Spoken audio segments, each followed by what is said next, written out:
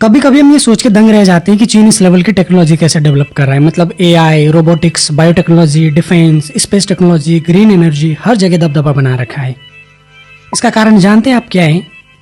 पिछले महीने Chinese ministry of industry and information technology ने रेयर अर्थ मिनरल्स की माइनिंग और प्रोसेसिंग को कंट्रोल करने के लिए इंटरिम मेजर्स इंट्रोड्यूस करे। ऐसा क्यों किया? क्योंकि चाइना रेयर अर्थ मिनरल्स की माइनिंग, एक्सट्रैक्शन, रिफाइनिंग की पूरी प्रोसेस को सेंट्रलाइज करना चाहता है। जबकि चाइना के ट्रेडिंग पार्टनर जैसे इंडिया है, यूएस है, वो अल्टरनेटिव ढूंढ रहे हैं ताकि ये जो रेयर अर्थ एलिमेंट्स है इस पर डिपेंडेंसी कम हो। डाटा ये बताता है कि रेयर अर्थ चाइना में न केवल अवेलेबल है, बल्कि चाइना ने माइनिंग से लेकर रिसर्च तक पूरे मार्केट को डोमिनेट कर रखा है। इंटरनेशनल एनर्जी एजेंसी के अकॉर्डिंग रेयर अर्थ एलिमेंट्स में 17 एलिमेंट है और ये 2 टाइप के होते हैं। पहला है लाइट रेयर अर्थ और इसमें आते हैं लेंथेनम, सीरियम, प्रिसिडोमियम, नियोडीमियम, सिमेरियम और यूरोपियम। दूसरा है हैवी अर्थ जिसमें आते हैं gadolinium, terbium, dysprosium, holmium, erbium और भी काफ़ी सारे जैसे स्कैंडियम, यट्रियम। यही वो एलिमेंट है जिनका यूज क्लीन एनर्जी टेक्नोलॉजी जैसे इलेक्ट्रिक व्हीकल, विंड टर्बाइन से लेकर डिफेंस और हाईटेक डिवाइस यानी स्मार्टफोन, हार्डवेयर हर जगह प्रयोग होता है।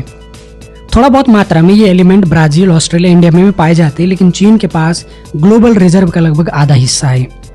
प्रोडक्शन में अकेले 60% का शेयर है, ग्लोबल रिफाइनिंग कैपेसिटी का 92% और पिछले 5 सालों में लार्जेस्ट एक्सपोर्टर भी है जो ग्लोबल डिमांड के लिए अकेले 30% तक सप्लाई करता है। बीच में जब टैरिफ की तनातनी चल रही थी तो चीन ने रेयर अर्थ के एक्सपोर्ट को कर्व कर दिया।